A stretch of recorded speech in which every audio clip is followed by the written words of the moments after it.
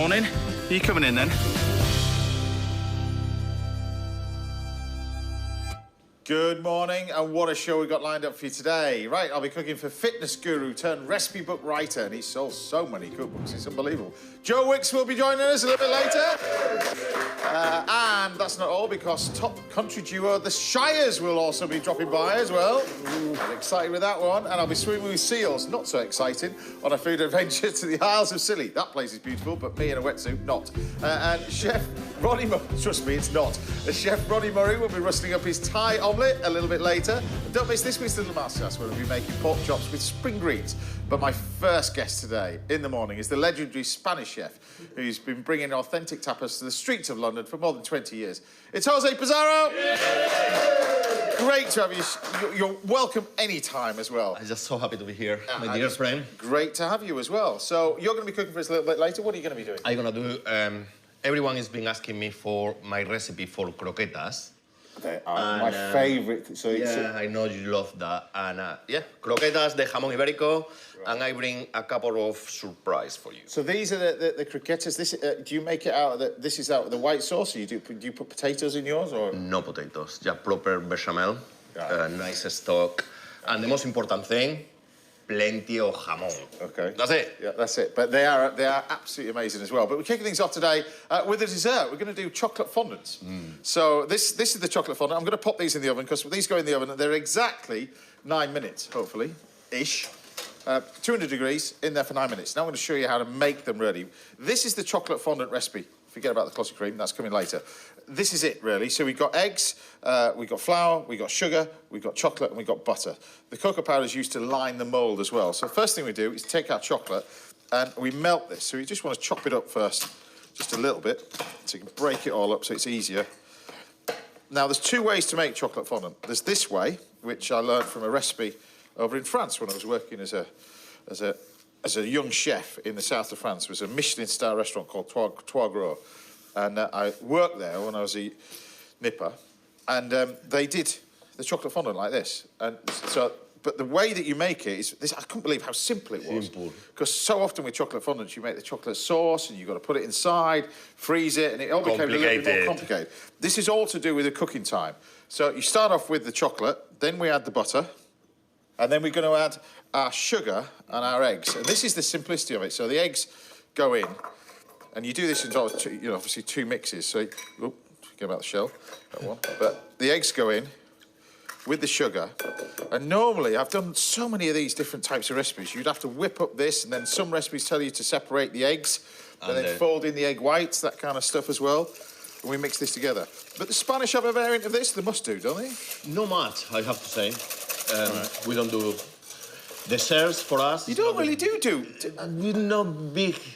No, we are sweet enough. That is important. Is that what it is? Is that what it is? It's modest as well, is this chap as well. But we just got to whisk this all up like that. And then what you want to do, you can do this in a microwave if you wanted to, but you melt the chocolate and melt the butter. That's it. And then we're going to fold, well, not really fold, we're going to throw in that into there, throw in the flour, and then mix it all together. But crucially, it's all about this bit. So this is the easy bit with the recipe. This bit is the important bit, I think, the moulds, because this, you can have a bit of a nightmare with this if you don't do it properly. I know that very well indeed. Yeah, exactly. So what you do with this is you start off with not fully melted butter. So this is sort of soft. Nice and creamy. Yeah, but it's just setting. And what you want to do is you want to really butter the moulds really well, all the way around.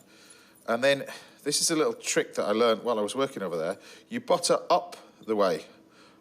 So when you're buttering it, you always butter up the side of the moulds, because this then forces the mixture, supposedly, all the way up. And you put plenty of this butter in. Now, if you put melted butter, what happens is it sinks to the bottom of the mould, and then you end up with the fondant not looking very nice when you turn it upside down, because you've got this sort of wet, buttery stuff on the top, and it just doesn't look really right. So what you want to do is just butter up the way like this, using this softened butter.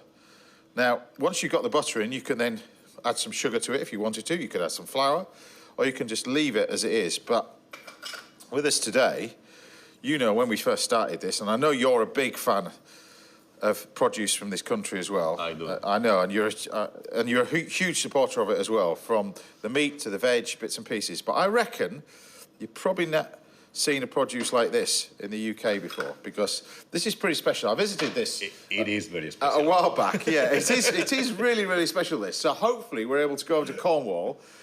This is unbelievable. To the largest tea farm in Europe to find out more about this amazing produce that's made right on our doorstep. Jonathan Jones should be there now. He's bang in the middle of the tea plantation. Good morning to you, Jonathan. Good morning, James. Now, I presume the dog's lost in the tea fields. I can hear him. It might be a beaver, actually. There's been a beaver sighting. A beaver? A barking beaver? You'd only get that in Cornwall. Yes, you do. Love it. Love it. Couldn't happen anything on. Anyway, so tell me about the history of this place then, because the estate, first of all, how did you get started in it? Because the actual place itself is generations and generations, isn't it? Oh, way back, James, before you were born. I trained in botany, and then I came here as a head gardener, but unbelievably, 25 years ago, and convinced my wife that we'd do at least 2 years at Tregoston before we moved back abroad. And in fact, it's been an amazing adventure. We've brought the abroad here. This is like Darjeeling. So that's why I've got my coat on. So between the sun, it's quite rainy. Temperature's about the same as Darjeeling in the north of India. Perfect for tea. So here has become Europe's largest tea gardens. And 150 acres is probably about as much as we can grow, but that's a significant amount of tea.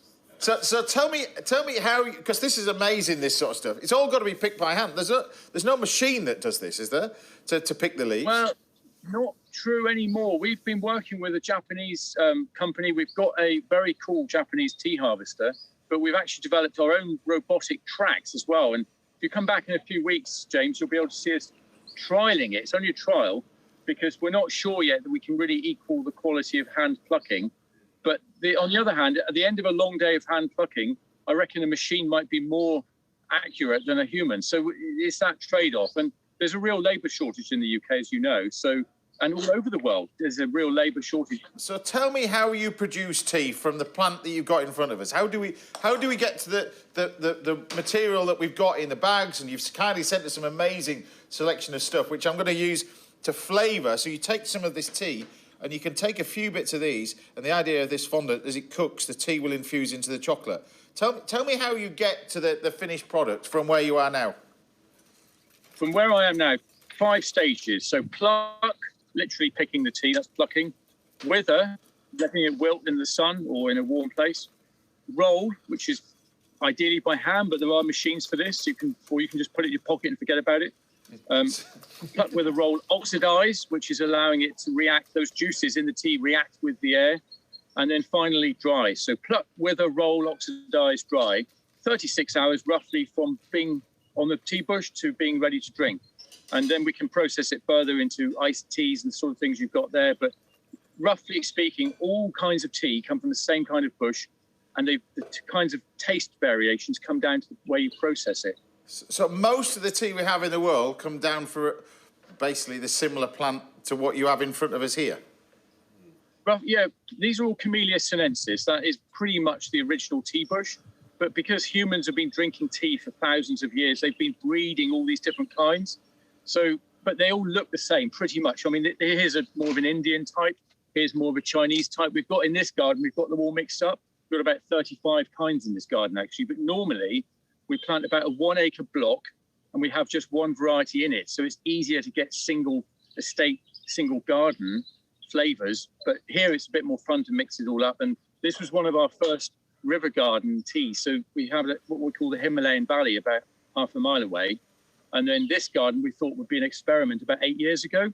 It's been really successful. So now we've got an international tea centre sort of growing around us now, where people come from literally all over the world to learn about the mad British obsession with tea. I think it's fantastic. Somebody must have asked you this before. I'm just about to put these and take these ones out of the oven. Have you figured out, after 150 acres of tea plantation, how many cups of tea you get from where you're stood? So you must have figured that out.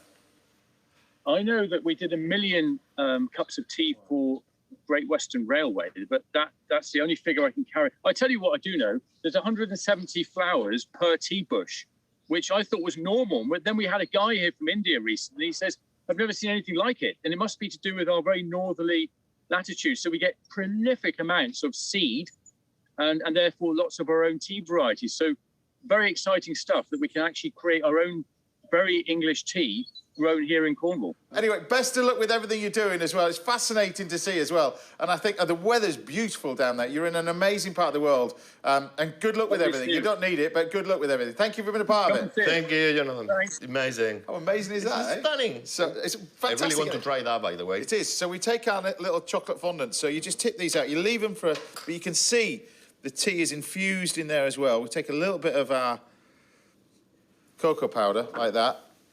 And then we've got a spoon, which we can then take some of our clotted cream. Feel free, yeah? Well, you want a dollop of this, yeah? Yeah, so, please. Nice little dollop of clotted cream, like that. And then, of course, the money shot. This is the bit that I'm hoping these vastly experienced camera people... Wow. Look at that. Hot chocolate fondant. Come on. With tea from this country. How cool is that? I think It's on its way, but we've just got to take a pretty shot now. Oh, okay, sorry. Just have a fire.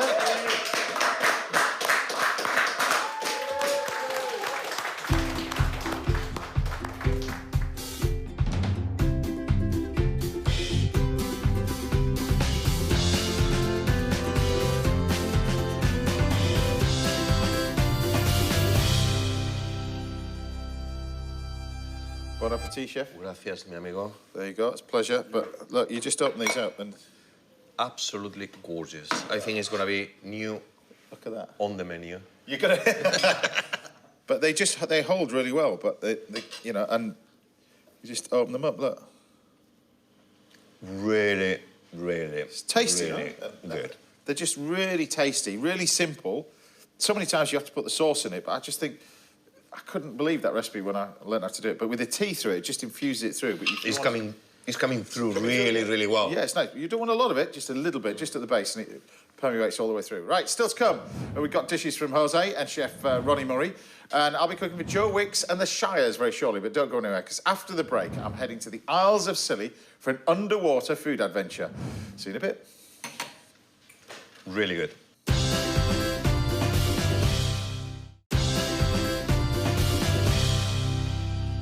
Welcome back. Now, there's a masterclass in spring greens and pork chops coming up, and I'll be treating fitness guru Joe Wicks to a chicken burger, deep-fried chicken burger. Very healthy. But before that, I thought I'd take a look at some of the dishes you've been cooking at home.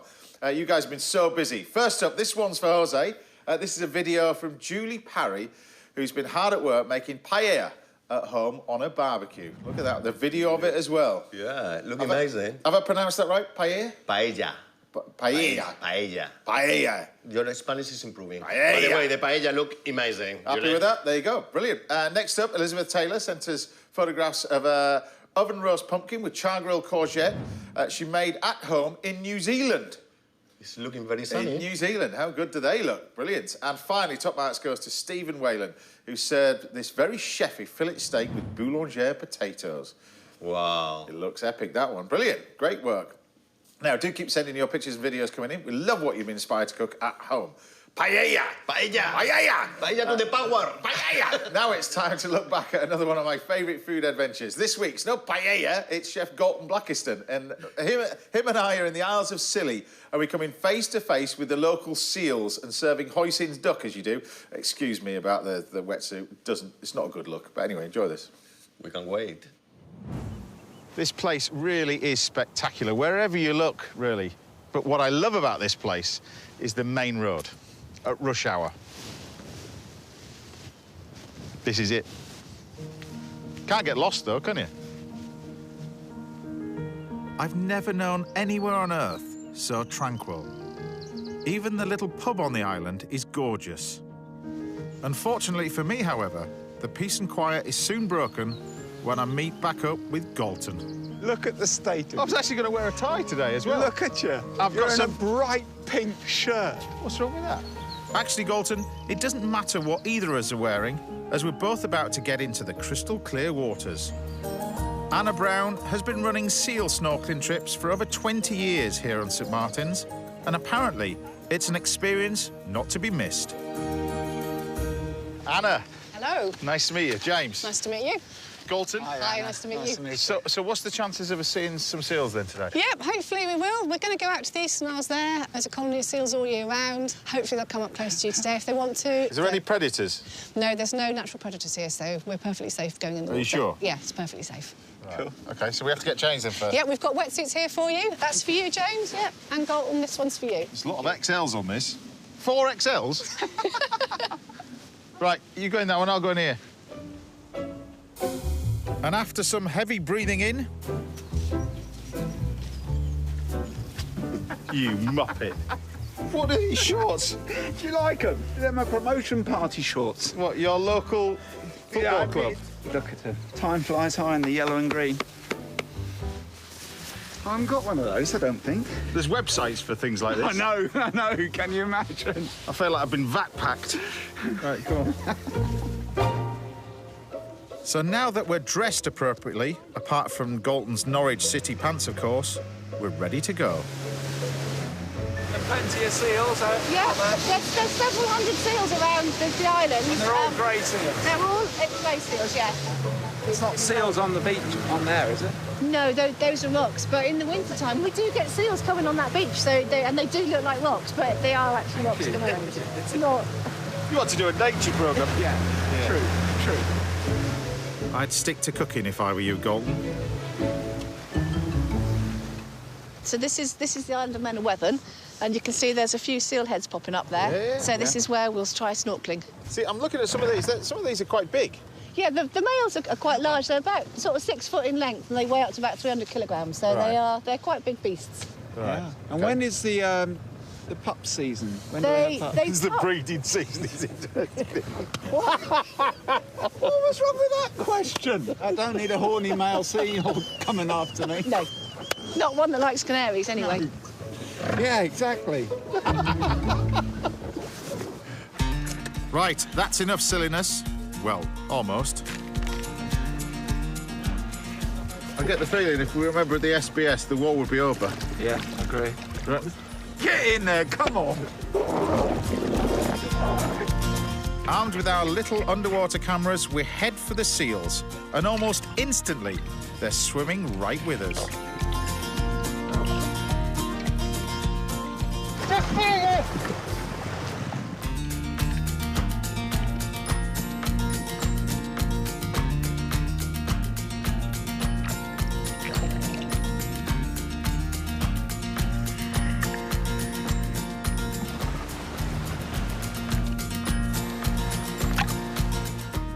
It's only when you get close to the seals you realise just how pretty they are. They're actually more silver than grey, and each one has a unique fur pattern, which makes them distinguishable. But above all else, they're just so friendly and playful, and not at all shy.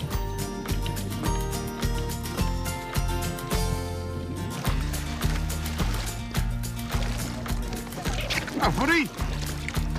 He's been following me. I have to say, I've never done anything like that in my life. It's amazing. And you can't believe how they just sort of disappear beyond the kelp. And then wallop, they just come straight up to you. How amazing is that? It's brilliant. Hey? Really brilliant. Huge one out there. Yeah. Huge one just underneath you, rolling around. Amazing colours and stuff like that, aren't they? Brilliant. You've got to do this. It's off the charts. It's amazing.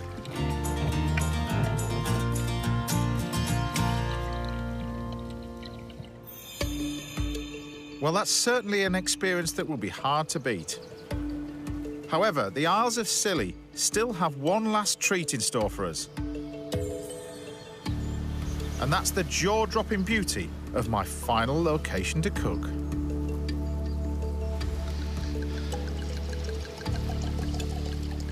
It'd be rude not to, wouldn't it? I mean, just look at this for a location. Wherever you look on the Isles of Scilly, it's like this. It's just beautiful. There's even a vineyard on this island, St. Martin's Vineyard. And what I love about it is all it said is red wine. There's no year when it was made, nothing. It's just in a bottle, done. So I'm going to leave that to one side. Meanwhile, I'm going to cook a dish using some of that amazing duck that we got earlier. I'm going to get this straight on our barbecue. So I've just got some duck breasts here, nothing on it, literally straight on the barbecue.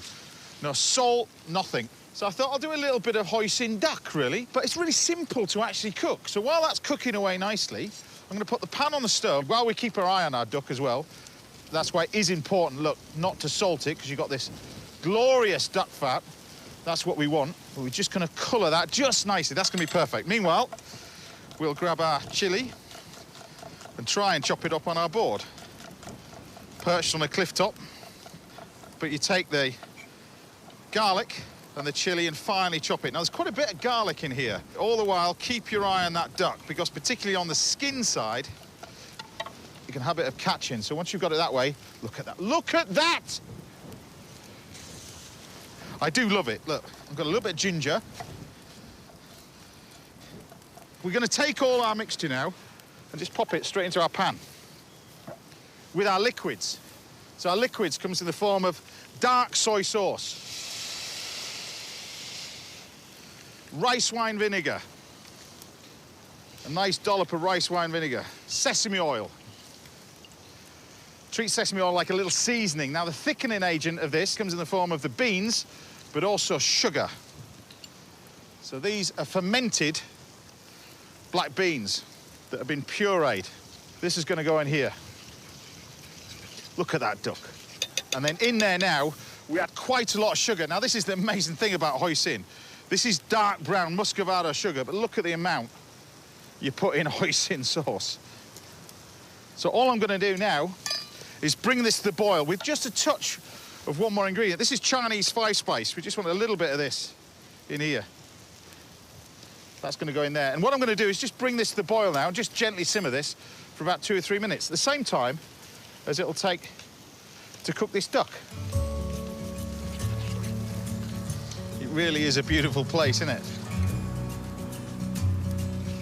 Look, this sauce is nearly done. Now, if you want this smooth, like a normal hoisin sauce that you're so used to, just put it in a blender, puree it. That's all it is. But the taste... Oh, ho, ho, ho! But look at this duck. This is what's amazing. Duck on a barbecue is just off the charts. Look at it. Look at the crispy skin of that. It's lovely and pink. Now, what you can do is just dip it in the sauce, roll it around. Oh! Look at this. Do you know what? There's times that you kind of question your life as a chef and think, what am I doing it for? Well, the reason why you're doing it is because you can have the opportunity like this. Because this is spectacular, this place. They even grow asparagus in this neck of the woods. Asparagus! Look. And I'm just going to put the asparagus spears on. Not messing. So I'm going to put some of this purple sprouting broccoli on it as well. Now, I'll be honest with you, this came from the supermarket. I've just been honest. Spring onions on there as well. And we're just going to get a little bit of oil. So the reason why I'm doing this is just to colour it nicely, but also in here, while that's cooking away nicely, just look at that. That's mustard leaf. It's just a beautiful thing. Look at it. And I just picked up a few more bits and pieces as well. I've got some of this lovely little bok choy. Gorgeous little thing. Beautiful. Got a touch of coriander. And then we're just going to grab our veg. You can pop this. Spring onions, broccoli, asparagus. And then we take our duck and we slice it.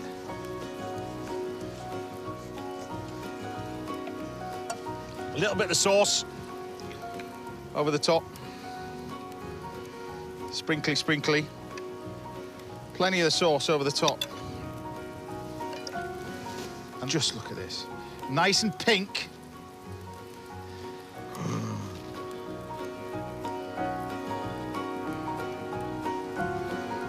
There you have it. Roast duck with hoisin sauce, cooked on a disposable barbecue by the side of a cliff, using local red... Well, I didn't use it. It's for me. What more do you want? Isles of Scilly. I'll see you here, because I'm not leaving. Well, it's hard to outshine the spectacular scenery here, but I think I've given it a pretty good go, using some truly wonderful duck and veg from these very precious islands. Well, what do you think? I'm totally blown away of it. Just look at that. It's impressive, isn't it? It's incredible. I don't think I've been anywhere else like it, anywhere. Anyway, I can't tell you. I mean, it's just highlights for you. It's got to be me and you with the seals. I think... do you know what? I was a bit nervous when I did that, but that to me is one of the best things I've ever done, I think. But everything I've done over here, I've loved every second of it. The people are brilliant. The salt, riding around on those carts. Yeah. Everything. It's pretty cool, though. Anyway, cheers. Cheers. Cheers. Top day. Brilliant. Thank you. It is an amazing place, the Isles of Scilly. I urge you, if you ever get a chance, go there. It's unbelievable as well. And if you get a chance to do that sort of seal swimming, it's brilliant as well. Don't take Galton next time, though. Jose will be cooking for us a little bit later, and we've got a recipe in store from the very talented Ronnie Murray. But join me after the break when I'll be serving a chicken burger for my guest, Joe Wicks. I'll see you in a bit.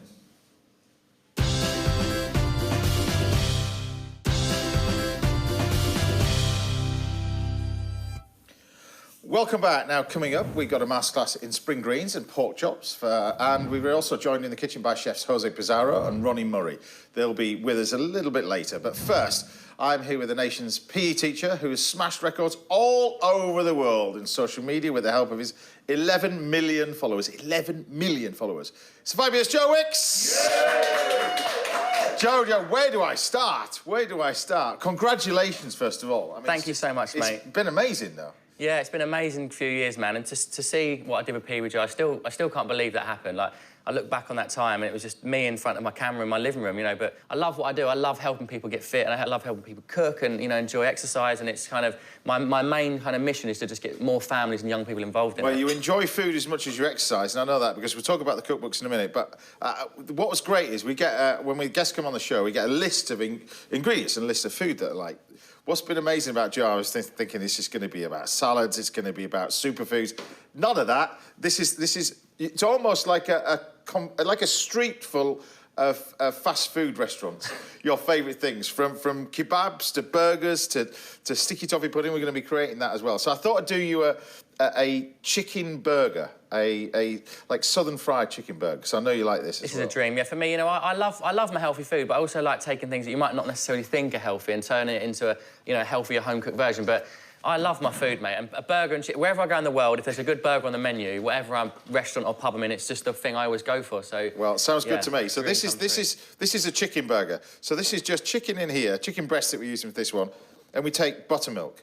So the chicken goes in the buttermilk, and what this does is start to break down the little proteins in the chicken as well. You can use thighs, but chicken breast for this one. You need to cover it, pop it in the fridge, and leave it in the fridge, ideally overnight. It can be in there for 2 or 3 days, but overnight is what it wants, and we end up with the chicken that we've got in here. Now, the coating for this isn't flour, egg, or breadcrumbs. There's a very well-known chicken outlet that does it in a bucket, that one, that does very similar sort of things. It's not in a batter, and it's this mixture. And the mixture is just plain flour, and then we take a selection of spices. So this is a mixture of oregano, thyme, garlic salt, celery salt, that kind of stuff. You've got some paprika. It's entirely up to you what you put in there in terms of the selection of spices, or how hot you want it as well. We mix this together, and you end up with this sort of spice mix in with the flour. And then all we're going to do with this is we take our chicken and you pop it. So our chicken I've cut into sort of a scallops. You take the chicken and you pop it into the flour like that. So then what we do is we take this, and you can just roughly do it as long as it's in the flour and the spices, and then deep fry it. That's that. So where does your love of doing what you're doing, where does that come from? Was there a catalyst when you were a young kid, or were you always into sport as a youngster? Because you've talked about your family and your upbringing. You know, it wasn't easy for you. Yeah, you know, I basically, what I realise now, you know, looking back, and obviously I've just filmed a documentary around this, around parental mental health, is that my mum and dad had severe mental health issues, but with my mum, it was, it manifested in OCD and eating disorders, and my dad was a drug addict from a very young age, so he was in and out of rehab and, for drug addiction. And as a kid, that's really difficult to go through. So I look back now and I remember, exercise, PE, after-school football clubs, all these things was my way of letting out all that tension and that frustration that I had around things. And so it definitely was my therapy, you know, and even now today, like when I'm stressed or when I'm feeling a bit irritable, exercise is the one thing I turn to kind of release that and just bring me back to the present moment. And I really feel the mental health benefits of exercise. But many people do it in your position and stuff like that, loving sport as you do and loving exercise as you do, would want to go in and be a footballer, play sport. It was always the whole thing of exercise and PE that fascinated you, wasn't it, really? Yeah, well, my journey started as I was going to become a PE teacher. That was my goal. I went to university, I did a sports science degree, but I realised I didn't quite have the patience to be a teacher. I worked as a teaching assistant, and I thought, what can I do with my energy? And I love fitness, so I went and became a personal trainer, and that was the start of my journey with one-to-one boot camps and group fitness and one-to-one personal training. And when I realised I had this ability to like connect and inspire people and motivate people to enjoy it and actually go on a journey, then I started to turn my attention to social media and started sharing the videos, and that started something. You know, it started a bit of a snowball effect where people like really were following my recipes, and then obviously I got the book deal off the back of that, and that took it to the next level. But it was very unintentional. It looks like I'm this really smart marketeer that had these visions and plans, but I didn't really know what was happening, and it grew into something much bigger. And it grew very, very quickly, because shortly after that, at the same time as that, there was a television series as well. You got that. And we're now into, what number book is this then? Because this is, you've done quite a few over the years. Yeah, it's mad. That's my 11th book. So this is my first cookbook with HarperCollins, and I did so many books, like 3 a year, 2 a year, but we're trying to slow it down now. We're doing 1 a year, but this is my latest book, and it's called Feel Good Food, because I've realised over the years that the exercise and food, it's not just about changing the way you look. You know, it's really about changing your mood and your mental health. And a lot of people don't realise the link between the food we eat and our mood. So this is like healthy food that's going to boost your energy, get you feeling good, and ultimately it's quick and simple food. This is one thing that it fascinates me about food. You know, it fascinates me about, I've been involved in television now for 30-odd years, so you've seen it, a variety of different things happen over the years in terms of television and how food's evolved and food's changed. But you're bringing a new lease of life into our job, as Instagram, for instance. We wouldn't think about that, but you see that as it's a bigger marketing tool, it's a bigger tool to get to the reach than television. Yeah, I mean... Whereas television used to be the biggest.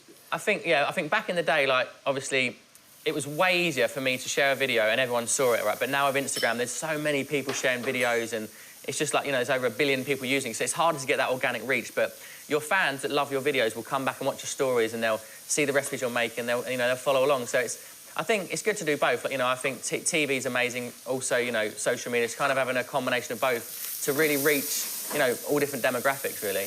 Well, it is. It's fantastic. But what we got in here, I know you're looking at this relish as well. We're at it. So you char the corn a little bit. You get a wonderful little flavour. I've just put olive oil in here, and we use some of this sweet chilli jam that you can buy. I love that stuff. I throw it on the stir fry, like a bit of soy sauce and some of that. It's so easy. It's good, isn't it? It just makes a quick and simple relish, and that's your little relish done. And you can put things like a bit of coriander, a bit of mint, that kind of stuff in here.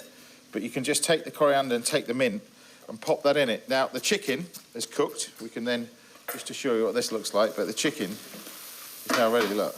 Look at that! Wow. You take our chicken out, then you've got this crunchy style southern fried chicken. How long did you deep fry that for? Takes about 5-6 minutes, something like that. That looks so good. Cut the chicken in bias. If you're going to choose chicken thighs, it's going to take about 8 minutes. So just drop the temperature of the fryer down, and that'll continue to cook just gently like that. But I'm just going to finish off this. I want to show you these burger buns. So these burger buns, I've had them. So these burger buns are made... They look lovely. I love the seeds. Is that like sesame seeds? Yeah, but they're made out of clotted cream. Clotted cream? They're clotted cream buns. Not sweet. Quite dense, aren't they, as well? Oh, that's lovely. But they're just clotted... They're clotted cream buns. They're unbelievable. They're really, really tasty. So they're not sweet, though? They're not sweet. They're burger buns. God, they smell amazing. They're burger buns. You just lightly toast them like that, and then we can build up our burger. So I thought...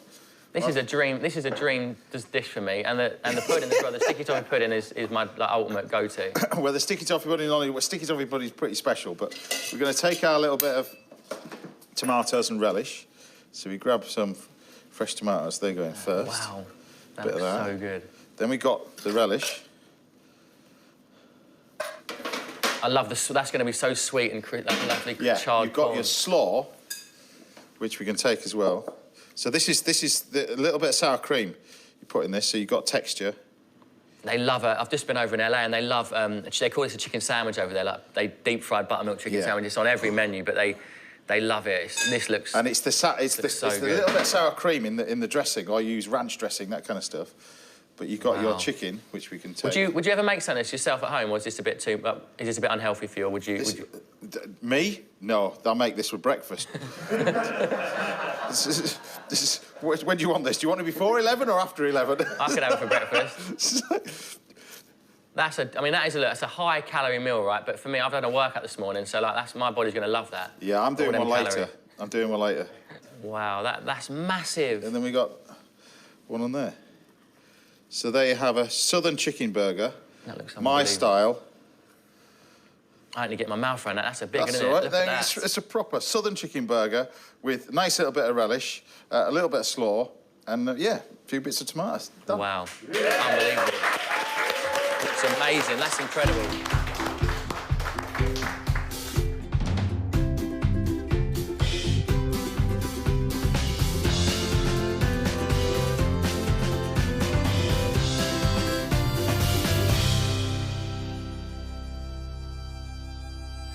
Right, Joe, there you go.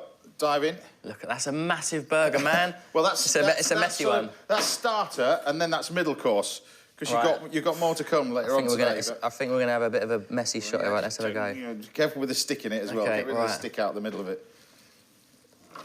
Oh. You've got to get... No, I've got a load of it. Honestly, that's amazing. The crunchy chicken. Crunchy chicken. And I like that charred... There's charred sauce with this really... charred sauce. Sweet chilli sauce. You can have that for your next book, you see. Look, but the chicken's perfectly cooked. Mate, that's delicious. Tasty, is that, isn't it? That's a proper... That, for me, is like a dream. Post-workout meal after a workout. Get that down me. That is a belter. The problem is I enjoy it and I don't do the post-workout. That's the problem. Happy with that? Oh, honestly, that is like the dream chicken burger. Great start. Thank there we you. go. Right, I'll be making sticky toffee pudding for Joe later on in the show. And top country duo, the Shires, will be here a little bit later as well. But don't go anywhere, because after the break, I'll be cooking some classic Spanish food with Mr. Jose Pizarro. I'll see you in a bit.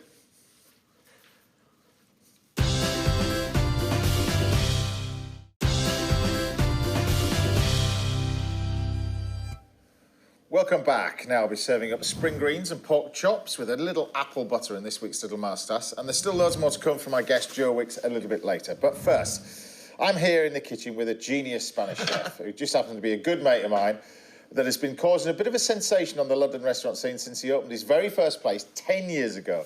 It's the brilliant Jose Pizarro. Yeah. Wonderful to have you in the house. Always a pleasure. Now, you're going to give the game away of these croquetas. Absolutely. Don't believe it. Everyone is asking me, please, please, please, please, share with me your recipe. Yeah. So these are your version of the classic croquetas, the ultimate tapas, I think. Important thing is, we in Spain, we make with normally with olive oil, but I know how much you love the butter. Really? So so in Spain you would not use butter to make the roux. You would use oil. No, in my house, the butter, my mum never. Wow. Never. Okay. Come on, don't be lazy. Yeah. We add in a little bit hotter. This is amazing kitchen. I always love to cooking here, my friend. The kitchen in my restaurant has half of this. I know, your chefs tell me.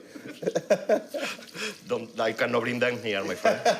I'm telling you. Now, tell us about your restaurants then, because you've been open now for, well, particularly one place, been open for over a decade now. 10 years, my friend. Yeah, 10 years. 10 years fly by. But you've taken on a pub now in Isha as well. Yeah, we have the pub. We open in the Royal Academy of Art. I do. Amazing. I walked past there the other day and saw your face all over the window. Yeah. Your name all over the window. Ah, you're scary.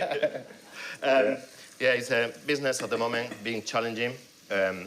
But I think everyone wants to go out and everyone wants to have a good particularly your style of food. You've got the ham in there. We'll talk about the ham in a second. But particularly your style of food is one of those things that sort of grazing, you create an atmosphere because the food that you serve, the little dishes.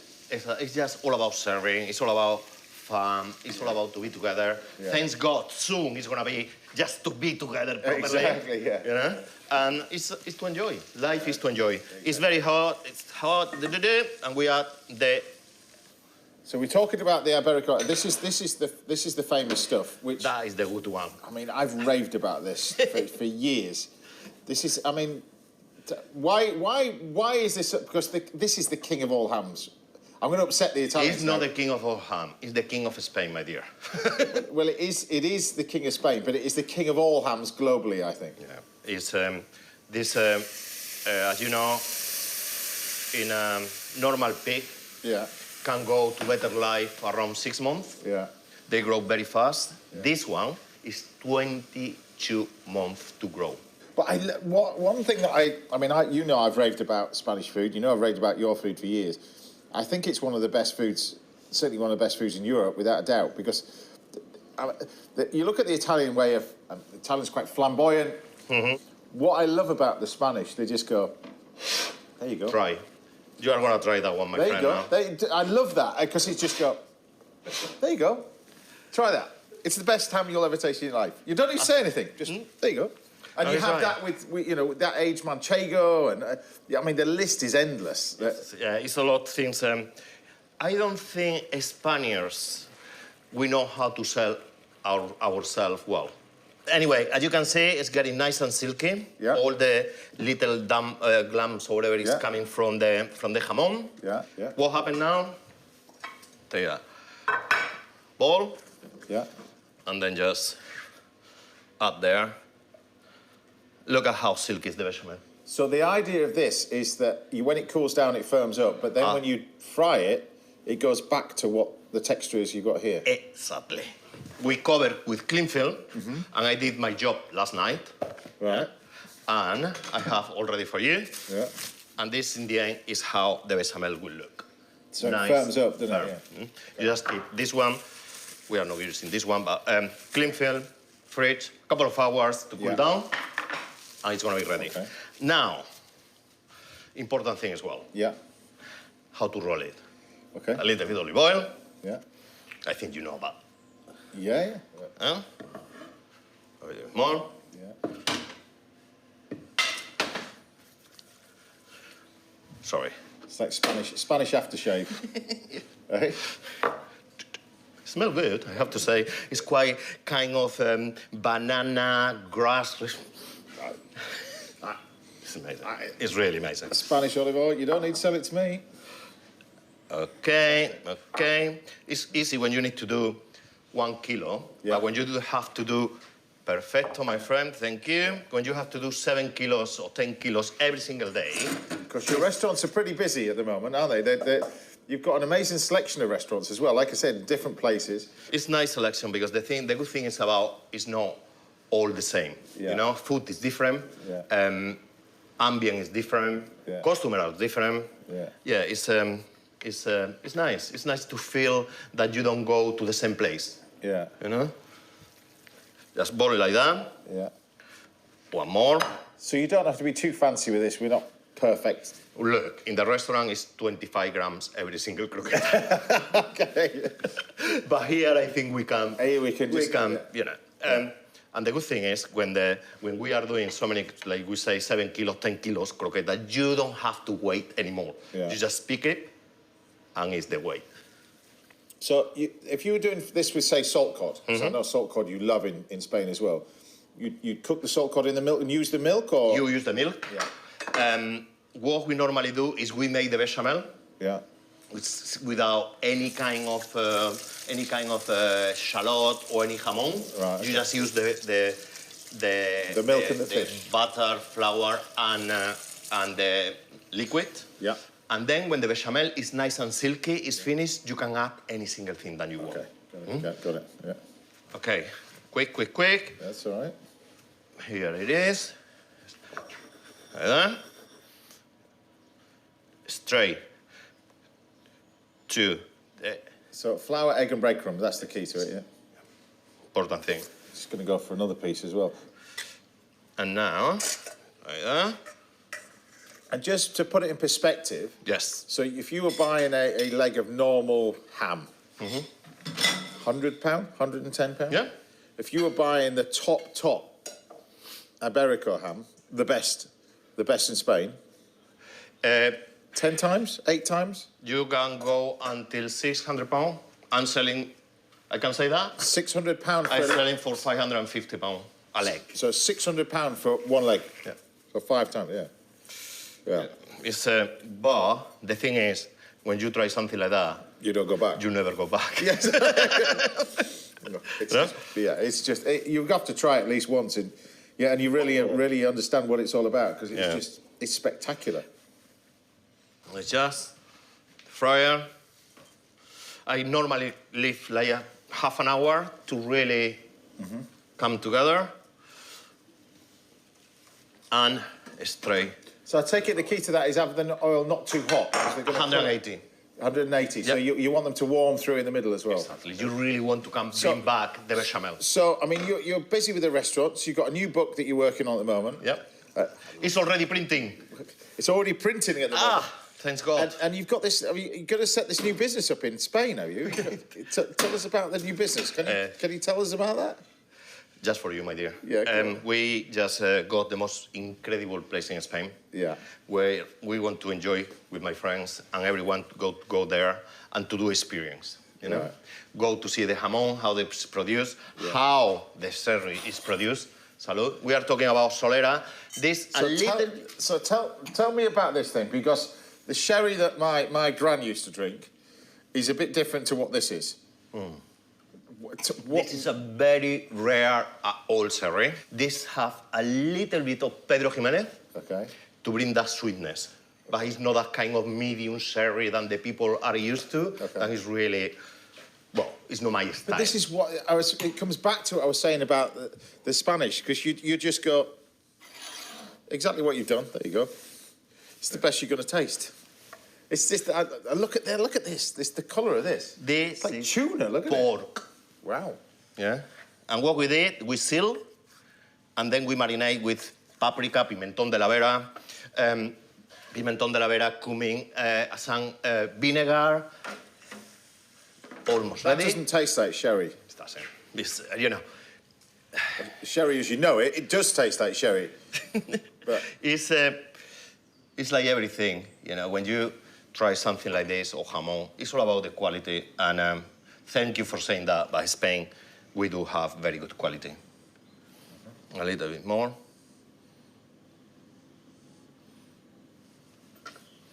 And then, croquetas are ready. Yeah. Just leave it there. Hopefully, the bechamel. So you cooked this with what? The hazelnuts? Where's the paprika and hazelnuts going? Now. Oh, now. I just want to eat. All right, sorry. Madre mía.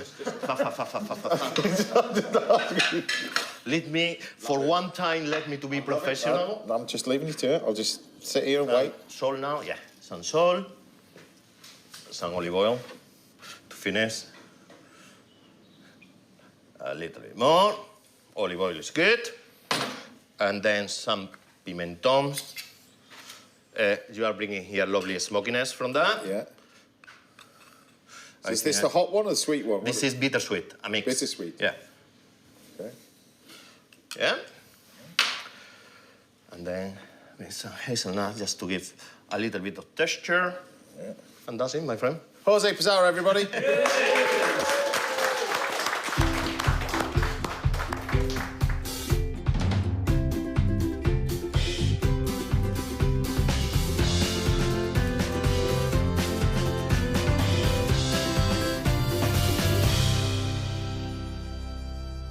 Nice folks, they're ready.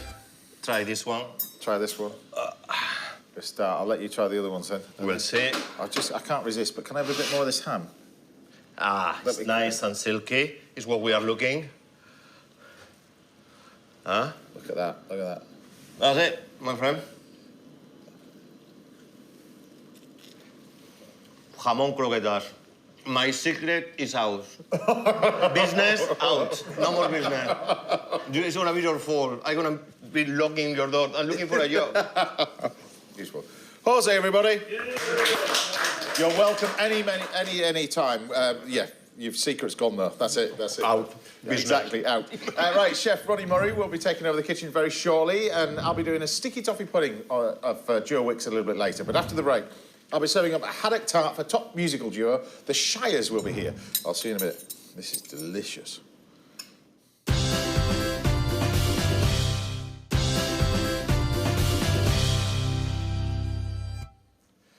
Welcome back. Now, there's a second helping of Joe Wicks coming up a little bit later, and the brilliant Ronnie Murray will be back, making his return to the show very shortly. But first, I'm here with two singer-songwriters who together have become the biggest names in British country music. It's Ben Earl and Chrissy Rhodes, a.k.a. the Shires! I'm going to say welcome back. Thank you for having us back. It's been a while, hasn't it? What's it, 3.5 years, something like that? Yeah, 3.5 years. Still going strong? Yeah. We're both still working, so we can't be doing too bad, can we, really? So I'm going to do you a nice little sort of haddock tartlet, really, for this one. Something light, it's just a beautiful little, it's like a little quiche, really, but it's really nice and simple. With haddock, I'm going to do a nice little salad and a little poached egg. So I'm going to start off with some just milk in here, and we're going to heat the milk up, and we've got some haddock over here. Now, this is haddock, proper smoked haddock, and so what we're going to do is just gently poach this in the milk that goes in there. Now, obviously, congratulations are in order because you're now 5th album. This is what I've got here. We've been listening to it here at the house. It's fantastic, I have to say.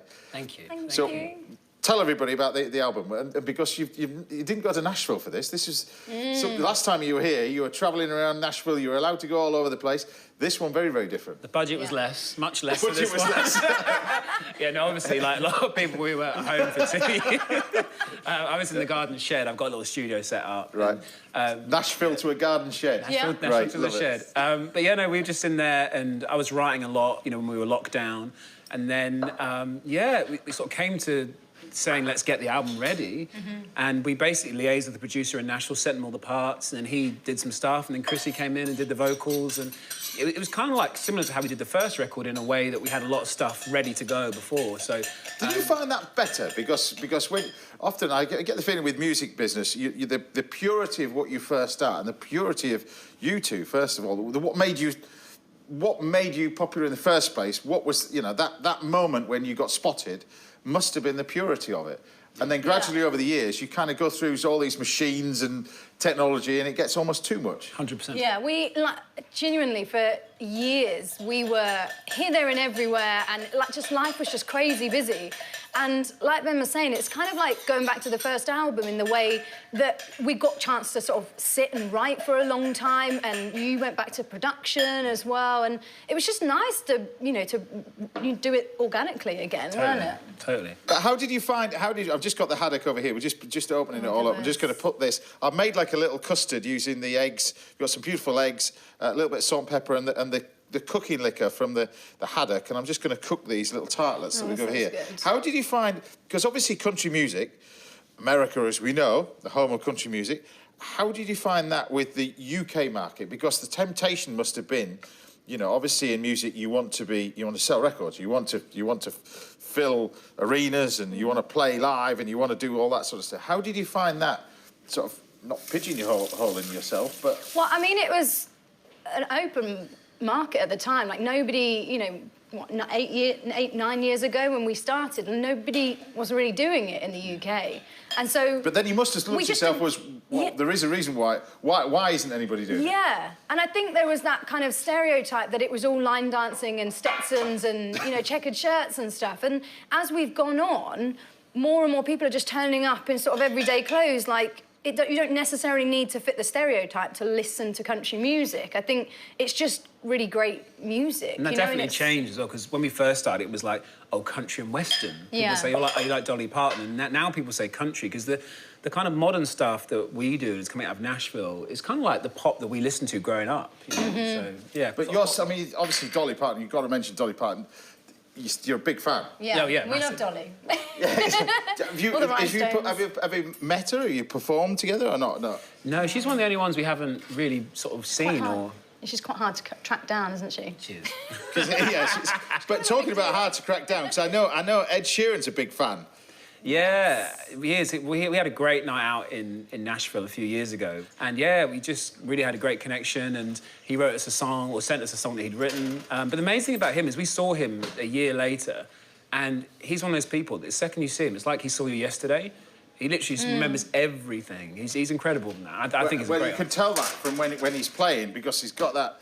I mean, that box is that pedal box. His loop pedal, yeah. Is that what it? I mean, to be able to do that in a small room is one thing, but to be able to do that at Wembley, just you on stage, it's just. We saw him in front of 20,000 people in Nashville do what you just said, and like we've learned so much from everybody, but particularly watching him, it was like he can make that 20,000 arena seem like a 200 people club, you know. That's funny. That's fantastic. And so tell us about the album. Tell us about that. What's it called? What does it contain? Sell it to us. You don't need selling, because I've been listening to it. It's brilliant. Yeah, it's called 10-Year Plan. And it's kind of a bit of an ironic title because, you know, when we set out, like we said before, it was kind of like a crazy idea for us to be a UK country act. We had no 10-year plan. And when we look back at all the things we've done over the last 10 years, this album's going to be out when we're celebrating our 10-year anniversary, basically, of being together. So, you know, we've done... You know, we started off hearing our song on the radio for the first time. Bob Harris played it, which was like a dream of ours. And then going down the line, you know, we sold out the Royal Albert Hall ourselves, which is incredible. That must have been a highlight for you, isn't it? Incredible. Of everything you've done. Because you've done Glastonbury. Yeah. Weren't you on Glastonbury at the same time as Adele? Yes. Yeah, we were trying to, like, compete with her. As she was bellowing through our tent, we were like, oh... Yeah. But, I mean, doing the Albert Hall must be amazing as well, but you're on tour now as well. Tell us about what happened this year. We're just about to go out on tour in April, and we're so excited. I mean, these are rescheduled dates, so we've been waiting a long time, and we've got 5 albums worth of material to perform, so how we're going to make the set list, I have no idea. It's going to be a long set then, isn't it? Yeah. Or a long night. It's going to be in for the night. A lot of medleys. A long night. Certainly a long night. So, look, we've got the little tartlets, I shouldn't be touched. We've got the little tartlets over here, which we line, and to bake them blind, instead of using baking beans and stuff like that, I use cling film with flour, and you pop this in, and you bake it in the oven without colour, and that's when you end up with those little tartlet cases that I then filled and baked in the oven. But that's to prevent the pastry from puffing up. So I don't know whether you're into baking at home and stuff like that. Well, you got any time for it to be too busy in his shed at the bottom of the garden, you know that one. But we're just going to do a nice little dressing. This you can do at home. This is a little sort of French dressing. So French dressing. Not a lot of people know how to do dressings properly. I love dressings. But French dressing. Pickly. So French dressing, really simply, is Dijon mustard. All right. White wine vinegar. So you need really good quality white wine vinegar. Don't change it and use malt vinegar. That's what you put on your chips. All right. So white wine vinegar, vegetable oil. Don't use olive oil. Don't use extra virgin olive oil. Plain vegetable oil. 3-to-1 oil in there. Now, if you mix this together, it looks as if it's split. See that? See, it separates. If you take a bit of water, touch it. You wouldn't think putting water in it would bring it together. But if you mix this together with a bit of water, see, it emulsifies. And it starts to come together, this creamy style French dressing that you're so used to. Wow. That little bit of water. You can add things like a little bit of egg if you wanted to, but you've just got a nice little simple little dressing there. And then you can take a little bit of salad. I've got some lovely frizzy over here to garnish our nice little tartlets, which are in the oven as well. So where does the tour take you? Where are you going on the tour? When's it to? Where are you going? Where we go? We end up in the Palladium, which is one of our favourite venues. Glasgow Royal Concert Hall. Manchester. We're up in Edinburgh. Yeah, the Beach Ballroom in Aberdeen, which is great. It's like a springy floor up there. It's like an old dancing floor. So yeah, we're playing lots of great places. Yeah. And what about America then? Any thoughts? Are you going to go over to America and give that a go and that kind of stuff, or?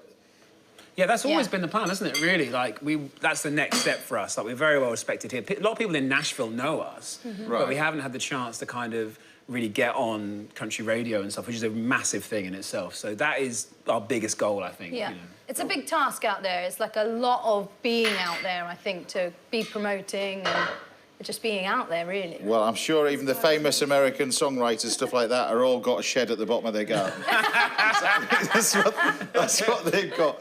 Well, there you go. So we've got a nice little bit of poached eggs. I've just reheated the poached eggs. The key to this is the great thing about poached eggs, you can make these in advance, 24 hours, 48 hours in advance. Poach the egg, ice cold water, put it in the fridge.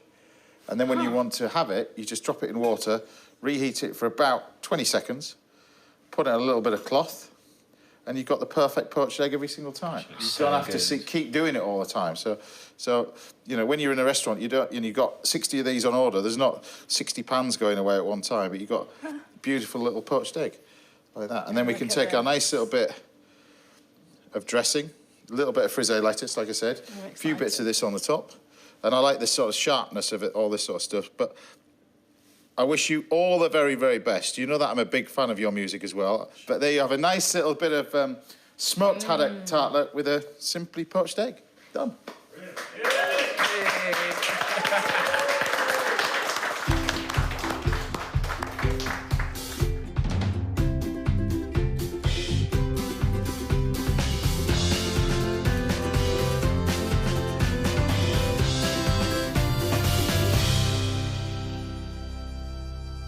So we just finished this off with a little bit of the oil. This is a nice little bit of green oil. Thank you. It is edible green oil. That looks lovely. It's just a bit of herb oil. There you go. That's for you. And there we have it. Wow. That's for you. Thank you so much. Wow. Tell me what you think. Oh. I'm excited. Poached steak should be lovely in the middle. Look at that. Look at the colour. Perfect. Oh, wow. Yes. Ooh. Right, I'm on telly, so I've got to eat it nicely, right? I'm just going for it. With the smoked haddock and everything. Tell me what you think. It's tasty. A little bit of Gruyere cheese. No, it's so nice. Oh. Good? Wow, amazing. Fantastic. Well, best of luck with the album. Best of luck with the tour as well. Thank you. Big fan of your music as well. And you're going to be playing us out at the end of the show. Yes. What are you going to be singing? I See Stars, our new single.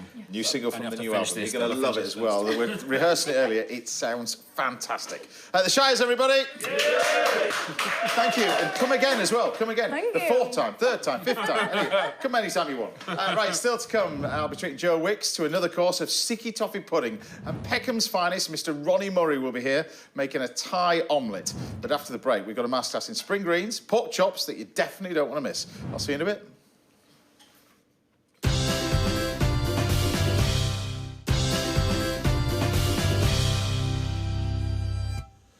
Welcome back. Now I'll be treating Joe Wicks to sticky toffee pudding very shortly, and Chef Ronnie Murray will be preparing his dish. But first, it's time for this week's little masterclass. And this week's masterclass, we're making the most of spring greens. And I'm going to do a spring green, pork chops, lovely hazelnut and apple butter, and a lovely little cider sauce. Very, very simple to cook. So the first thing we can do is talk about our pork chops over here before we get on and do our spring greens. I'll explain all the different ones over here. So we've got some beautiful, beautiful pork chops. Now, the great thing about pork chops, I think, is you need the decent amount of fat on it. It's the combination of fat to meat. So many times nowadays they breed pigs that have got a huge amount of fat, and then when you cook it, they're quite dry. You need that fat to keep it nice and moist. So the way you cook it is quite simple. What I do with this one is to grill them, is you do two things. You can either grill them on a medium heat, slightly higher up on a grill tray, or higher heat with a middle shelf. And what you do is you pop the pork chops in, and always do it on a tray rather than a sort of a grill tray which got the holes in it, because the heat from the tray will actually start to cook the underside as well. A lot of the times you'll cook these and you've got a griddle tray and the fat drips in. You want the heat of the tray to cook the underside also. So what you want to do is you pop these pork chops in, and just so happens I've got some in, which is unfortunate, there's 2. There we go. Pop them straight in, like that. And then you can turn them over just once, but you can see you get this beautiful, beautiful fat on the top as well. That's what you want. And the underside of it cooks really well. Now, you can tell good pork chops. I'll just lift this down below. You can tell good pork chops because of the amount of liquid that comes out of them. So many times you sort of grill pork chops nowadays and you get this sort of horrible watery sort of stuff from it as well. You have to think what they put in it. You just want that nice sort of crispiness. And you get that dryness, but it's still moist with the fat in there. So on with the spring greens. Spring greens are sort of a generic term of all sort of open-hearted brassicas at this time of the year. It's the first of the season. These are what you'll be familiar with in terms of the open-hearted cabbages. These are fantastic. They really, really are. You can use these for so many different things, from stuffing the leaves to steaming bits and pieces as well. But these are absolutely amazing and simple to cook. Really, really simple to cook. But what you can do with these is you can cook them in a variety of different ways. Like I said, from steaming to making little parcels with. But what you can do with these is take the centre leaves and you can deep fry these. These deep fry fantastic. Even the outer leaves like this.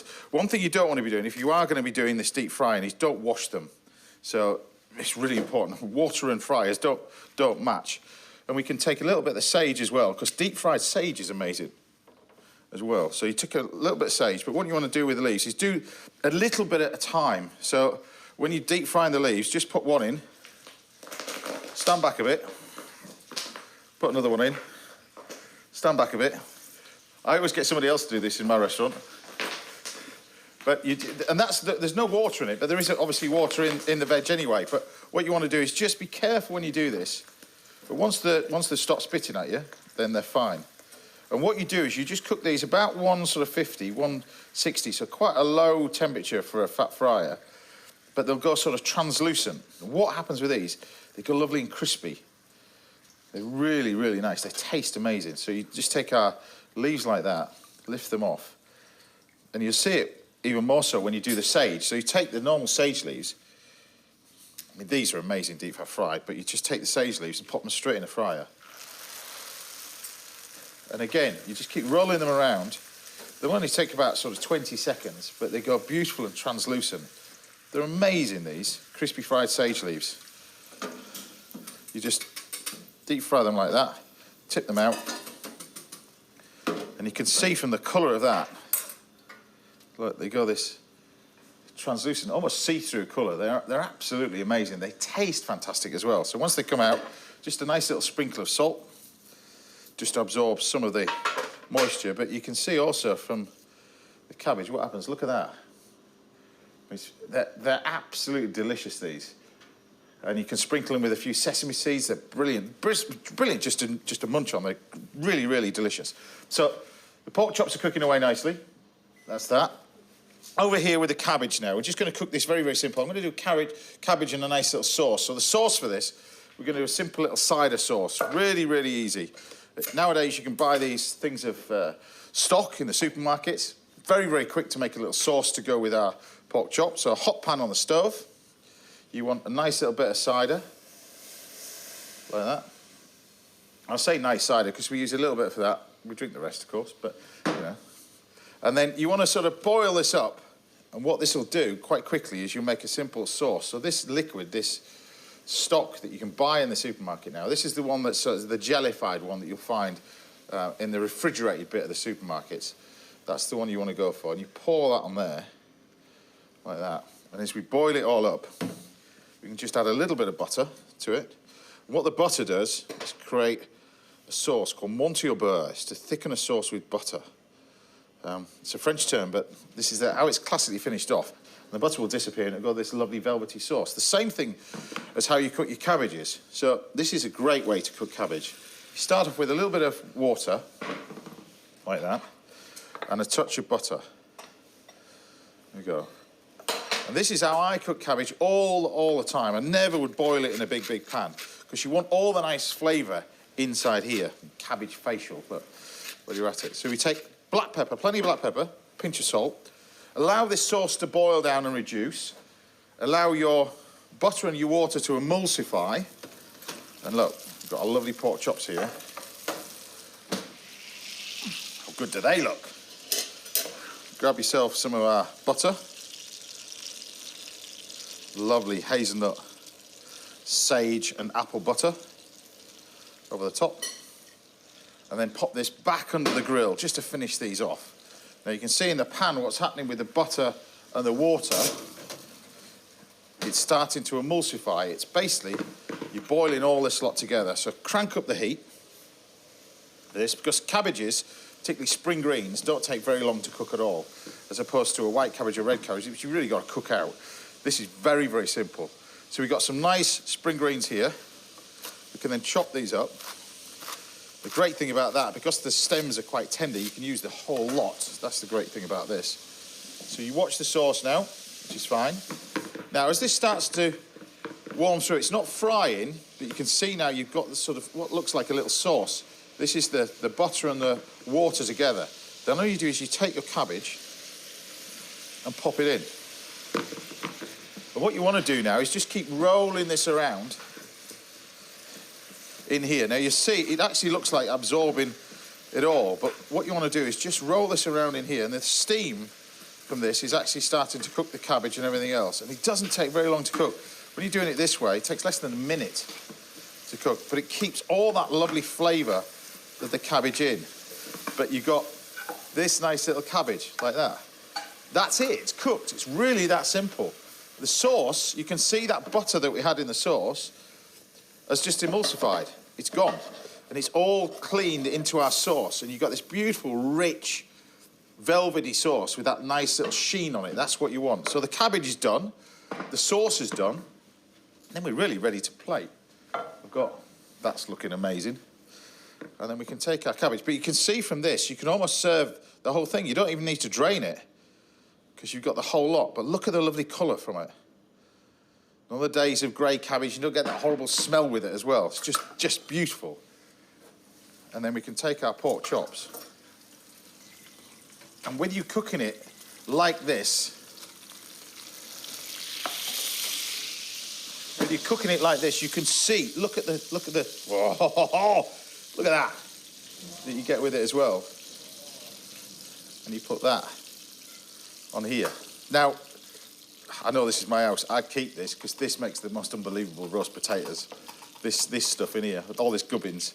So I'm going to keep that. Here we go. And then finally we can then add the rest of the things.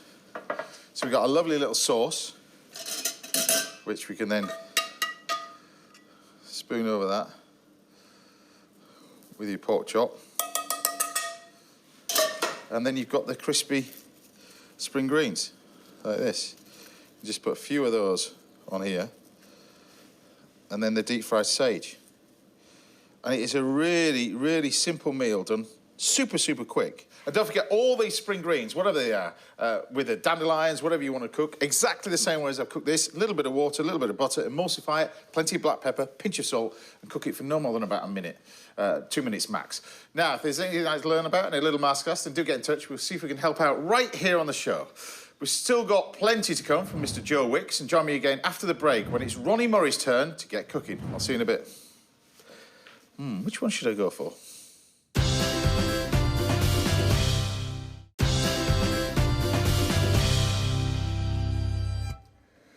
Welcome back. I love that thing. I'll be making a show-stopping dessert for my guest Joe Wicks very shortly, of sticky toffee pudding. We've got music on the way from the brilliant The Shires. But first, we're welcoming back a chef whose career has taken him from the school canteens to Scott's and Jay Sheiky's. It's the brilliant Ronnie Murray!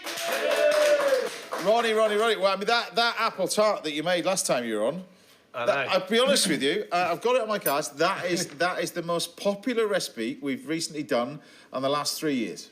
Oh, really? Hundreds of people have been sending in photographs of the ones that made at home. Probably not as good as the ones that you've done, but it was an amazing recipe. What are you going to be doing for us now? It was nice. I had lots of people send me pictures as well. It's good.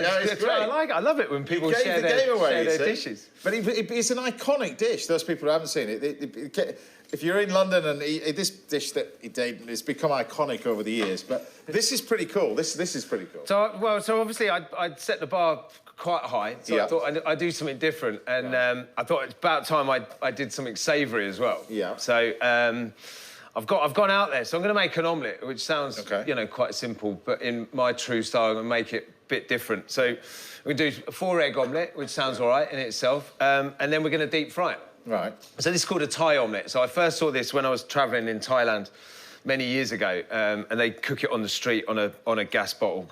It's on a flame on a gas bottle. On a flame on a gas bottle, wearing flip-flops. I'm not sure you're going to get it past any street food trading legislations in this country, but yeah, amazing, just an amazing dish. And then they pour it into the oil, and you're seeing it sort of bubbles up and goes all wild and crazy. Right. And I was like, that can't be nice. And then we ate it. Yeah. And we got one to share, and then we got down the street, and then we went back, got another one, because it's amazing. So I'm going to do my take on that. I think there's lots of variation. So really good quality eggs important. Whip them up, and then in here I've got about 750 ml of oil. Okay. We've got, in yours, we've got nice cast iron pans, so that's just veg oil, that is. Yeah. So that's just veg oil.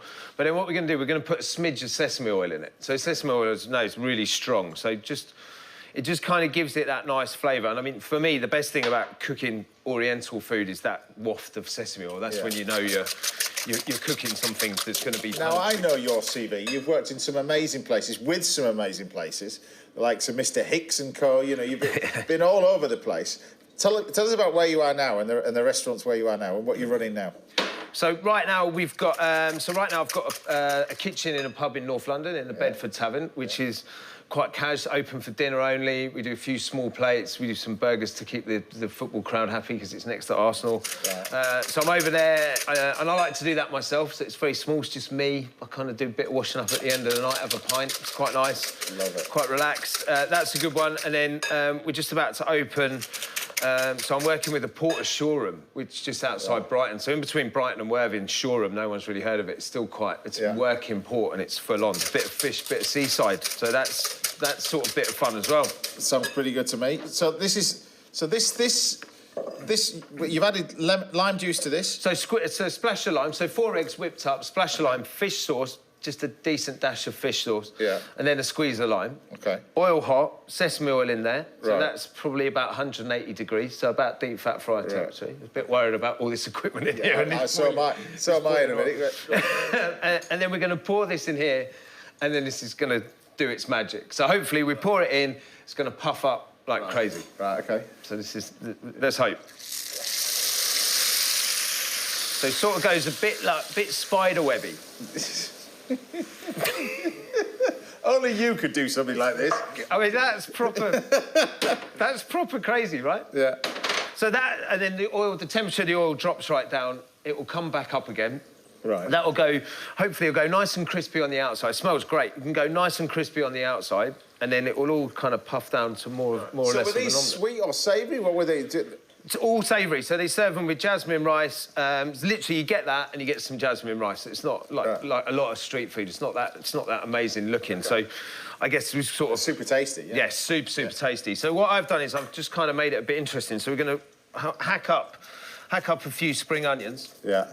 To go over the top, and then just some raw bean sprouts. Everyone cooks bean sprouts. I find when you cook a bean sprout, it goes a bit mushy, doesn't it? Yeah. So they're actually really nice raw. So are you cooking this so it just goes brown on one side? Is that that's the idea? So basically, we're just going to have a little look, and then it just starts to colour underneath. Yeah. So we're almost there, and then the big one is then flipping it over. So there's sort of several ways you can do it. I mean, this has got quite a big surface area, so it should be right. And then we're going to obviously... So they were doing this in the street food in flip-flops?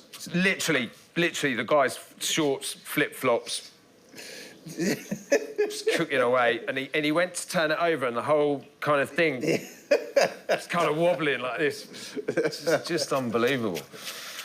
So we're just going to finish it, like I say, with a bit of chilli sauce, and then I spied your very nice soy sauce. Oh, soy, yes, lovely. But it's one of these dishes you can put what you like on it, so it's quite nice with just some fried shrimp or... I've never seen it before. Anything you like. Never seen it before. Well, you know me, James. I like to do something a bit different. Right, so you're going to get under that. Yeah. So we're just going to turn that over. So it's gone nice and brown on the underneath. Yeah. And that's sort of looking all right. I mean, it just looks really weird, doesn't it? It's proper. You're really selling it. Well, you wait till you eat it, though. It's one of them. One of them. So, yeah, a bit of chopped coriander, bit of spring onion, bean shoots, and then these, I could have these on... I mean, not that I eat cornflakes, but if I had cornflakes for breakfast, I'd have crispy shallots on. Crispy just the best. Yeah, they are the best ingredient ever, I think. And then, when squeeze a little bit of lime on the top. Now, you've been working with disabilities in hospitality. This is quite an amazing subject to talk about. So I mean, I think, I mean, it's difficult, isn't it? You and I are both... Do you know what's you and I are both restaurateurs, and how do we embrace, how do we get these people in? How do we, lots of people with disabilities, how do we, how as an industry do we get better? And I don't possess to have the answers, but I think there's lots of people now starting to do some good, work, and I think it's opening up a bit because. But it's one of these industries. I mean, did you find it stopped you? Because you don't seem to be the type of person that it's held you back in anything. It's never stopped me doing anything. But I think I was quite lucky. I had a great head chef. My first head chef was, you know, it wasn't an issue. And it's never been an issue. All the restaurants I trained in as well when I was a young kid. Even now, it's not really an issue. But it's making a point for, I suppose, the people who want to come into the industry. Yeah, I think we want to embrace it. You know, exactly. And I think, listen, I think our industry for a long time, not just with disability, but with lots of things, it's quite niche. It's hot. It's hard. It's heavy. You know, it has been in the past. The hours, you know, and now we are changing and we are adapting and we are, you know, embracing that world. And there is a work-life balance. So that in itself is making it, you know, people with some physical disabilities that can't run around for 80 hours a week and, you know, and all that stuff, then I mean, we're opening up now. I mean, you've got mega talent. Mega talent. You just, and not only from that apple pie, that apple pie, if you don't believe it, just check out the recipe online. You've got to try it. Try and make it, first of all, because the pastry's really unique. A bit like this. I think, yeah, so this would be quite interesting if thousands of people started making this at home. So that's puffed up nicely. Well, so we got a little warm plate. Yeah. So we're going to get that. I've never seen this in my life. I mean, it's almost. It's almost your fish and chip sort of thing. Look at it. I mean, yeah. I mean, chip shop. That'd be a great chip shop. Yeah, look at it. That'd be a great chip shop. Should we do a chip shop? Exactly. Yeah. So we're going to do little squeeze of lime over that. Yeah. What is that you're putting on? So this is a nice bit of sriracha. Yeah. Over the top of that, we like a bit of chili, and then a fair bit of spring onion, a fair bit of bean sprout, just raw bean sprouts, nice, and then coriander, always with the stalks chopped in. Yeah. Best flavours in the stalks. Yeah. Everyone we'll pick herbs in restaurants and all the coriander. I'm like, what are you doing? Exactly. It's the best bit. If you're going to throw any of it away, throw the leaf away. We just chop them like chives, you know? Nice. Oh, yeah, the stalks are the best bit. Yeah. And then just a little last-minute ad hoc. Right. Not in the recipe. Yeah. Little drizzle of your... And then the crispy shallots you want to... Oh, yeah, well done. Look at that. Shallots on the top. That's a proper plate. I love that. I love it when you come on. You've got to come on again. Give us the name of this dish. So this is Thai omelette. Easy as that.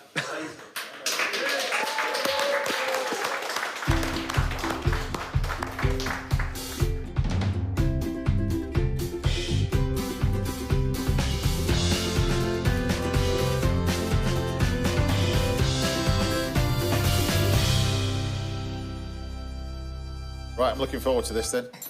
Have a taste. It just looked like a pile of fried fish, doesn't it? Yeah. So I take it you don't need knives and forks, you just... Well, yeah, just with your hands in rice. Just get into it, yeah. Yeah, I mean, yeah, like, this is sort of breakfasty, snacky type thing, but yeah, full-on meal, nice bit of jasmine rice underneath, something like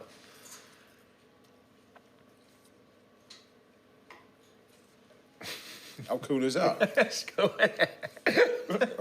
Doesn't... It's sort of punchy as well. How cool is that? But you like you say, I can imagine you the first time you tried it, getting halfway down the street and going back for another one. Yeah, well, it's a proper chefy thing, isn't it? You watch it and go, that can't be right. When you describe it to people, they're like, what? No. And you have to actually cook it and eat it to see it, to believe it. That is absolutely fantastic. Brilliant. Ronnie Murray, everybody. Absolutely brilliant.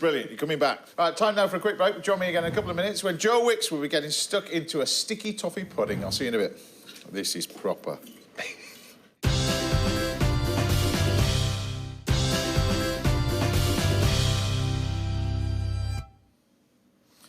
Welcome back now to the last part of the show. I'm still in the kitchen with my guest, the brilliant Joe Wicks. Now, we chatted earlier about some of your favourite food. Favourite puddings. Sticky toffee pudding. Yeah, hands down. Any pub, any restaurant, sticky toffee pudding has got to be with a nice... but you need loads of the sticky toffee sauce, so I hate when they give you a big slab of it, a tiny little bit. You need to, it needs to be sitting, like, swimming in it, and a nice bit of either, like, ice cream or, you know, cream on top or something. Well, you're going to have ice cream, clotted cream and cream if you want as well, but there'll be plenty of sauce. So to make your sticky toffee pudding, the first thing we do is just line our tin. Start off with a square, like that. You make nice little cuts in it, like that. I've never seen that done before. I always have big, like, it's all bulged up in the corner. Is that the little trick, is it? Well, a little trick to stop it from bulging up in the corners is you slice it at the angle, like this. Like that. So when you put this back in the tin... Look at that. There you go, there. And then when you fold it, the creases fit perfectly into the corners, like that. Never seen that. I love that. Good trick. It's going to be in Joe Wicks' new book, you see. Another one. Giving all these secrets away. Damn it. Damn it. But we just fold that out. See, then you've got the perfect corner. That's amazing. Look at that. Perfect. Right. So there we go. We got that's nice tin. So now, sticky toffee pudding. These are the ingredients for sticky toffee pudding. We've got sugar, we've got butter, we've got golden syrup, black treacle, eggs, bit of vanilla, flour, dates, and water is the key. And you start off with the dates and the water first of all. And I always start this in cold water, because one thing you don't want to be doing with this recipe is unbalancing the recipe, the amount of liquid, because this is what makes it sticky, is the dates and the water. So what you want to do is put the dates in the water. These have been pitted, of course. They go in the water, and then and only then do you bring it to the boil. But you don't bring it to the boil and leave it boiling. You just bring it to the boil as quick as you can, then turn it off. Then we've got the butter and the sugar. That's going to go in here, and you can almost throw all this lot in together. It's not your conventional cake mix, this. It's very, very wet when you look at a sticky toffee pudding. A little bit of black treacle and a little bit of golden syrup. We're going to fire that off in there. But, of course, we talked earlier about your YouTube channel, everything else, but we didn't touch on your podcast that you're doing as well. Tell us about the podcast that you're doing. Yeah, so I've done 2 series already. I've had some amazing guests on there, and the whole premise of the podcast is really to understand what the guests do to kind of overcome any physical or mental health issues. Like, how do they keep fit? What do they do when they're stressed and anxious? And it was really interesting because I had guests like Gordon Ramsay, I had Fern Cotton, you know, Russell Brand. I had some wicked guests, and everyone's got their own little way of kind of dealing with things. And yeah, I had some really positive conversations. It's like uplifting, inspirational conversations, and I'm hoping to do a 3rd series this year as well. So you're keeping busy. We talked about the book, which we'll while we're waiting for this. This is book number 11. Yeah, 11, yeah, which is mad. I can't believe I'm saying that, but that's my 11th book. How many have you done now? 30, but I've been doing it 30 years. You've been doing it, what, 7 years, 7 years. You're easily going to beat me, trust me. You're beating me in sales anyway, big time. Because, I mean, you've broken records with all these books. It's been incredible. It touched people in a way that I've never seen before. Somebody writing a cookbook. It's been a meteoric. I think it was the simplicity of my food, you know, and I think people connected because I wasn't a trained chef and I was just at home having fun and messing around. I think people saw that kind of thing of like, well, he's having a crack, he's making recipes, and I'll have a go. And I think that people like that, you know. It wasn't like too presented or produced. It was just me throwing it all in the pan and creating really simple food. We said to you, we talked to you earlier, but the iconic one was when you just had the shot of the pan and you were talking and throwing it in. That became the trademark. Yeah, I used to say, and that right there is lean in 15. Yeah. And I look back now and I cringe because I kind of like, I don't know, I've outgrown that a little bit now. I still do, I do the animation and the voice, but not as kind of leery and shouty. I think it grabbed people's attention. But now I'm like 36 years old. I don't want to be like screaming and throwing right across the room. But 36 years old, you know. But but it's quite interesting when you arrived here this morning. We both share similar sort of passions. Yeah, I'm amazed at. Well, firstly, I love gin, which I know you're a big fan of now. Yeah. But yeah, when I walked into your den, that is like the dream den, right? You've got guitars hanging on the wall, you've got cars, motorbikes. So that's my new passion, is basically motorcycling. So tell me about motorcycling then, because this is. People will know that you love your bikes, but you love the bikes big time. And this is why we watched you on one of the things you did, and you had that cast on.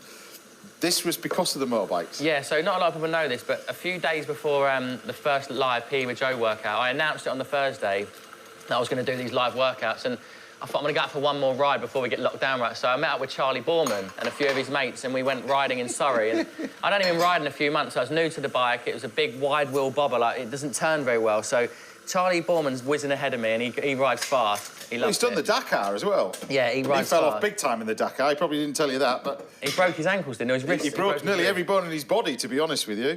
In the Dakar, but yeah, he rides hard. And anyway, I basically like I was going around a corner, I panicked. We weren't even going that fast, but it was wet and it was a bit of a camber, and I just panicked, pulled the brakes, and just slammed into a brick wall. And I knew in the instant that I fell, that I broke my hand, and all I said was, the very first thing I said was, what am I going to do? I've got to pee with Joe on Monday. And they were all like, don't worry about that, you know, we've got to make sure you're OK. But it was all I could think about was all those families I promised I was going to be there. And I turned out on the Monday morning with a cast on, and I was in agony. Like, I couldn't put my hand on the ground, so I was trying to do, like, one-arm burpees and trying to, like, you know, run on the spot without it hurting. But it was definitely... it was throbbing a lot of that time. So, yeah, I just pushed on, really, and just kept going. So you've fallen in with your bikes, but why were they getting... So I'm just going to recap on where here. We're just going to show you what happens with this. This is the one. This is the dates that I blended. You take the bicarb soda, and this is where you've got to be quite quick. You mix all this lot in, and the whole thing starts to rise. So as the bicarb starts to work, because the mixture's hot, so this is classed as a sort of hot sponge. In we go with the flour. You throw it all in, mix it all together, and the mixture itself is quite wet compared with a normal sort of cake mixture. But you quickly mix it all together, and I can still see it actually starting to rise up.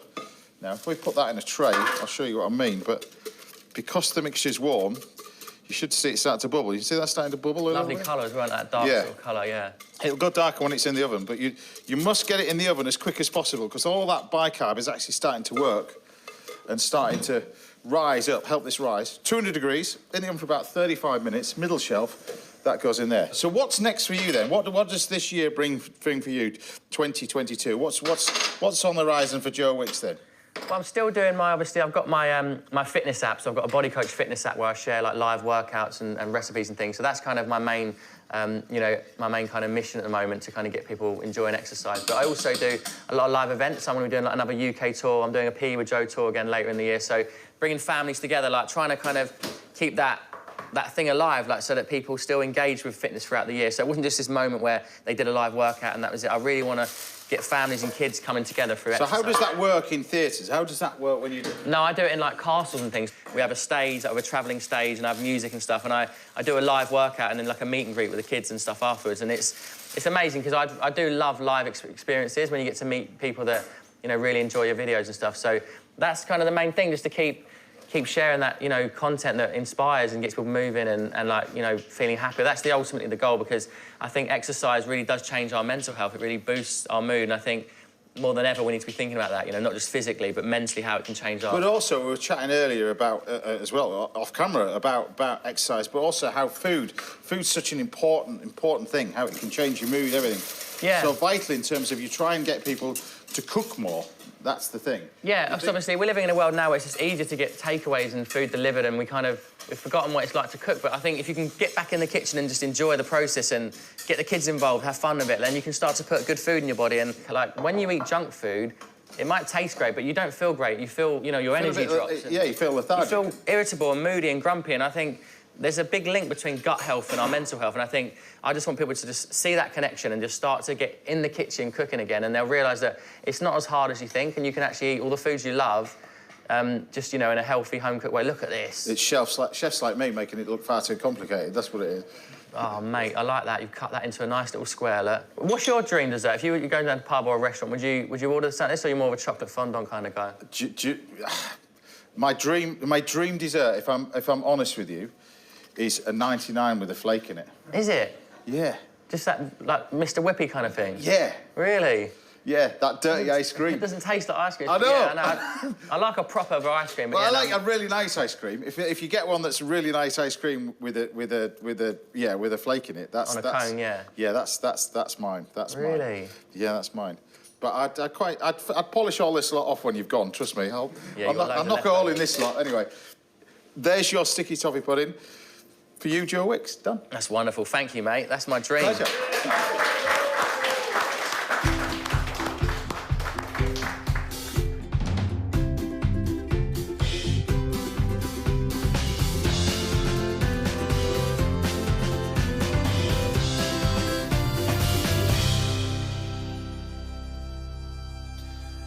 Joe, bon appetit. Oh, it's been a pleasure having you here today.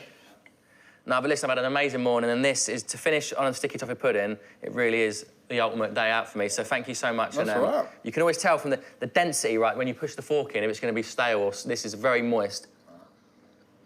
Oh, mate, that is unbelievable. Happy with that? With the ice cream and that bit of... Well, we'll put you a little packed lunch. You can take this away with you as well. You can have that and have it with the kids a little bit they'll later. love that. Oh, mate, thank you. This is perfect. Wicked. So it's a brilliant day today. Well, that's it, sadly. That's all we've got time for today. A massive thank you to all my guests, Jonathan Jones, Jose Pizarro, Ronnie Murray, and, of course, the Shires and Joe Wicks. I'll see you back here at the same time next Saturday morning, where I'll be joined by more great chefs, other brilliant guests, but now performing I See Stars, it's the brilliant Shires. It's been a long night, a long time, since we laid like this in the moonlight, chasing shadows, losing battles, got used to watching the clouds cry. But I'm looking up right now, and I see stars, and out of a million only one has got to fall. Yeah, I see stars, you and me, yeah, we don't need to catch them all. Yeah, when you're beside me, there's a silver lining, shining wherever you are. Yeah, I see stars.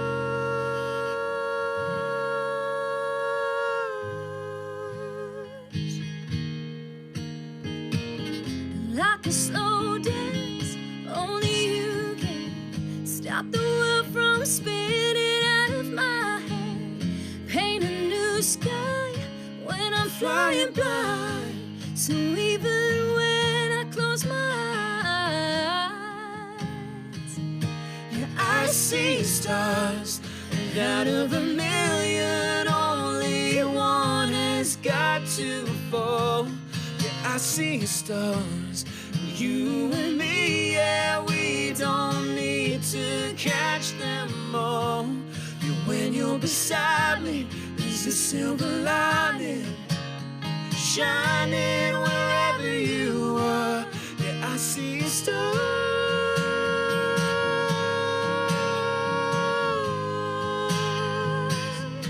Yeah, I see stars. I see stars. I see stars.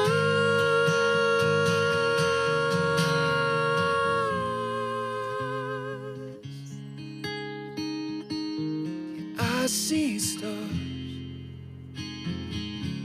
And only one has got to fall. Yeah, I see stars. You and me, yeah, we don't need to catch them all. Yeah, when you're beside me, there's a silver lining, shining wherever you are. Yeah, I see stars.